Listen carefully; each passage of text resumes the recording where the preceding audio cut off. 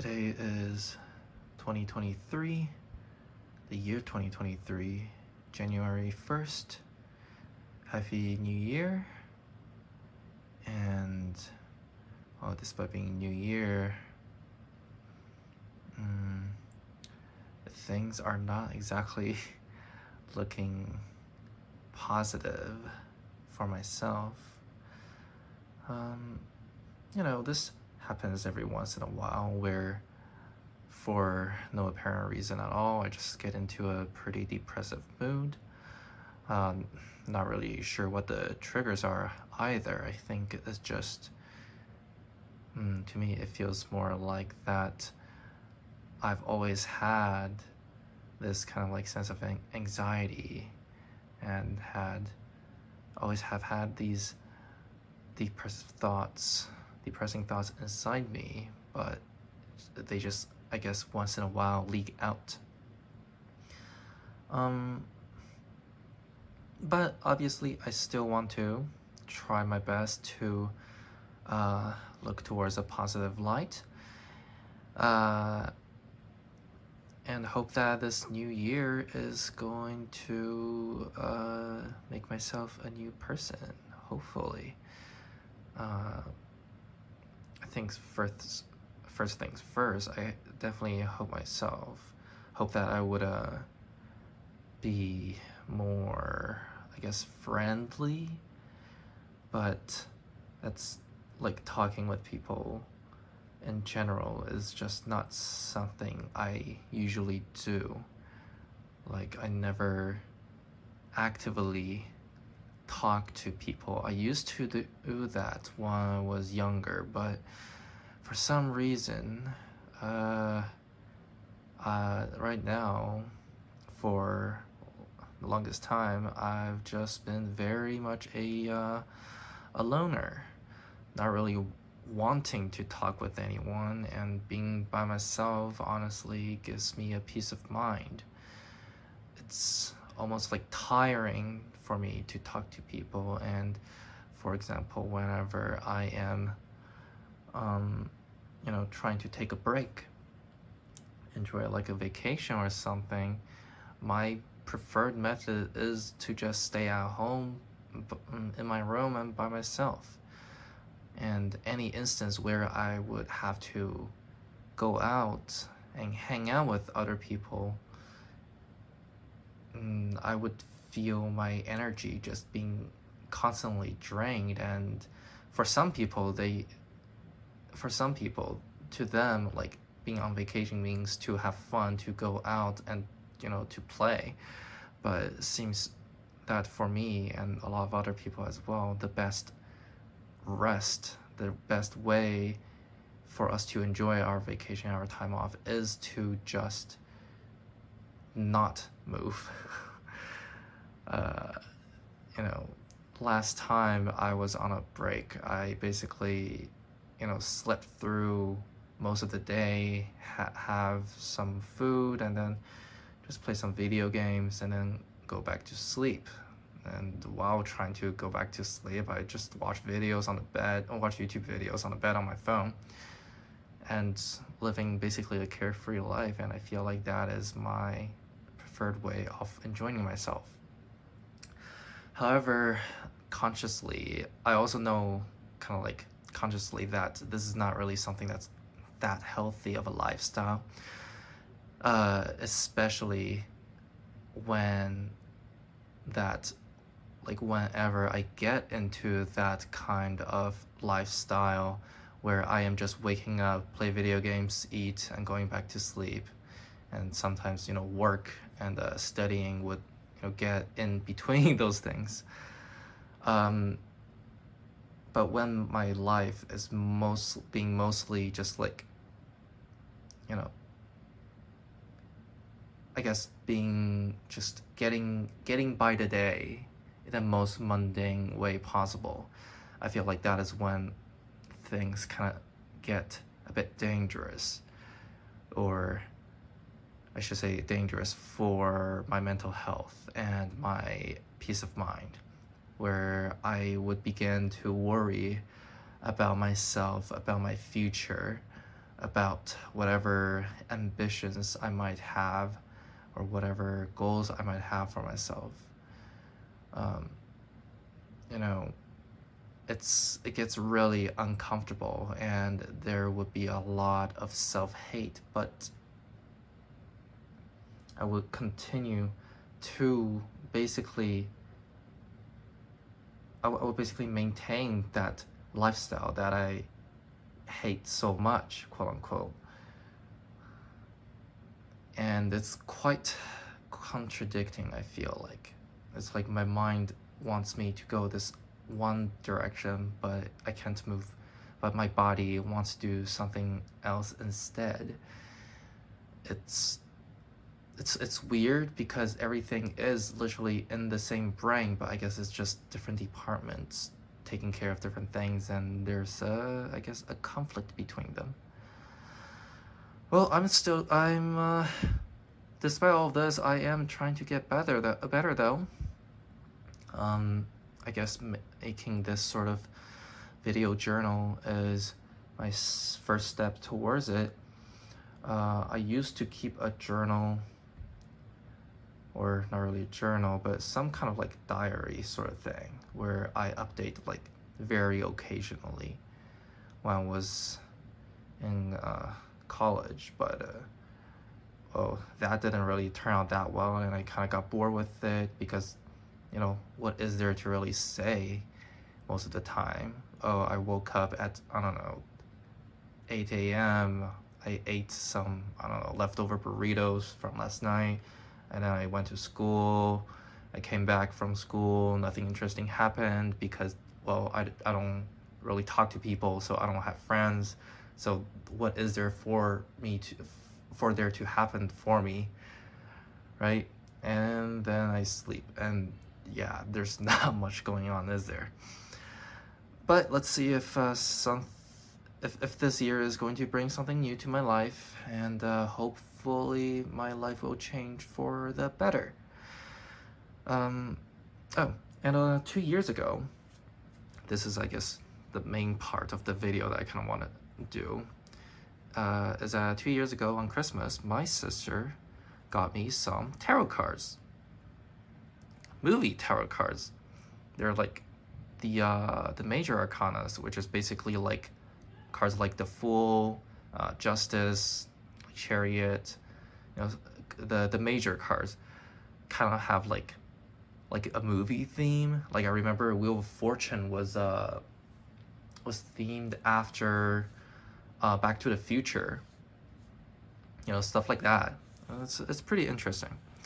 I'm not exactly someone that is like really into the mystical things, and I do know that, you know, for things like tarot cards and horoscopes and stuff are just a lot of like code reading and confirmation bias.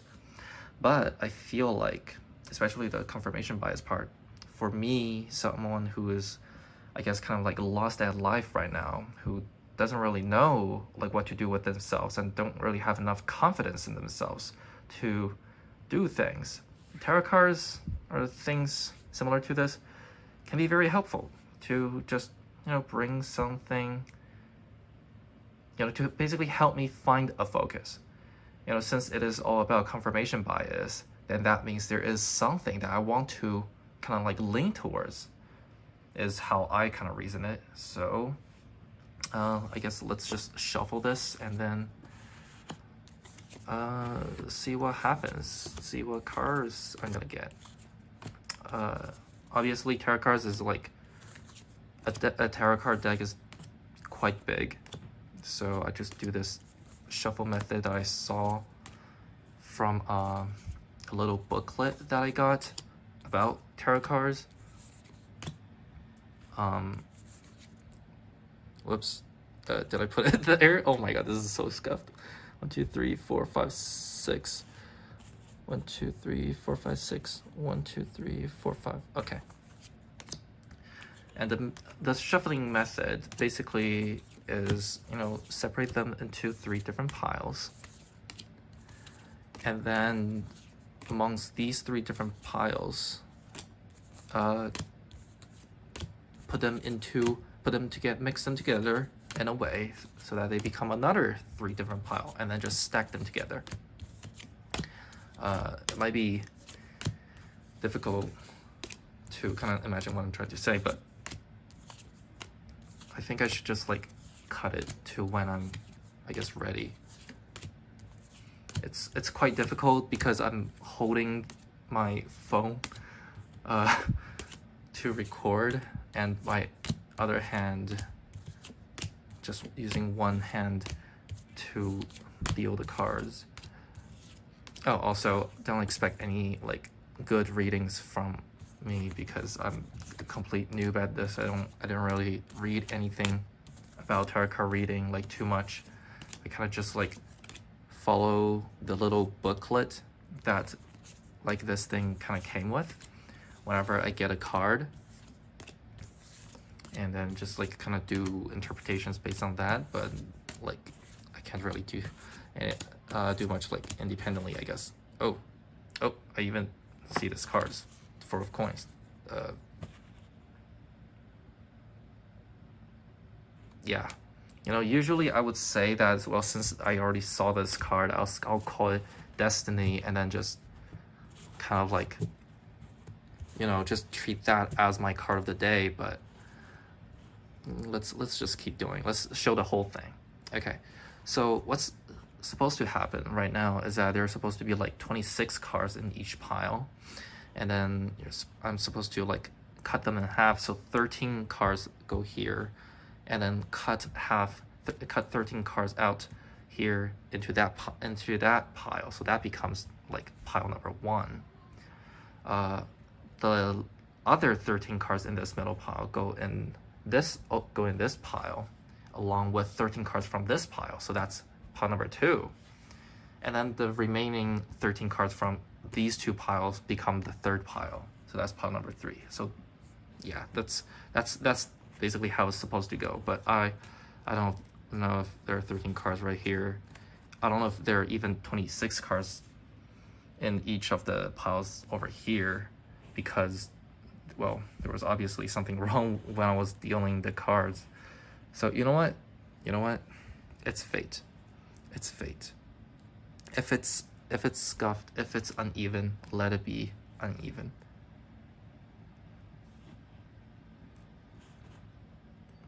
Yeah, there you go. And then let me just quickly shuffle all these piles. It's quite tiring, and I don't know how to shuffle with one hand. Can anyone shuffle with one hand? I don't know. Okay, I guess I'll just cut it here. Yeah, there's the 3 piles. I've shuffled them already, and then I guess I'll just stack them randomly, like that. Yeah, that seems good. Now, there are like many ways that you can kind of like do a tarot card reading. You know, the one I like to do are, I think, called the Celtic Cross, where you basically deal like 11 cards. Is it 11 cards? 1, 2, 3, 4, 5, 6, 7, 8, 9, 10. Oh, 10 cards. Yeah, you deal like 10 cards where there will be a cross here, and then there's like another column on the side to kind of like get a very detailed reading for yourself. But I think there's already like, I don't know, like 15-20 minutes here of video journal.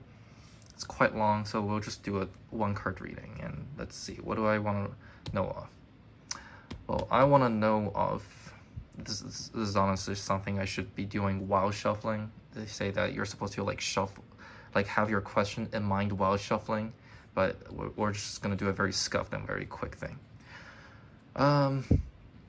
And by the way, I was trying to do this like in the morning, but I got too nervous to do a video journal, so it's right now it's like almost midnight. So let's see what the card of the day, despite the day being almost over, you know, helps me to reflect on my day as well, I guess, and for the future. Yeah. Okay, what should I focus on for, let's say, for my 2023? What is the single aspect that I should focus on?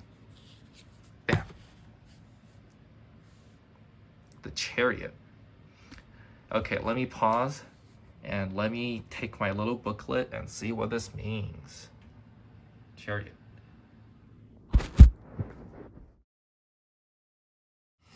As you can see, it's like movie theme.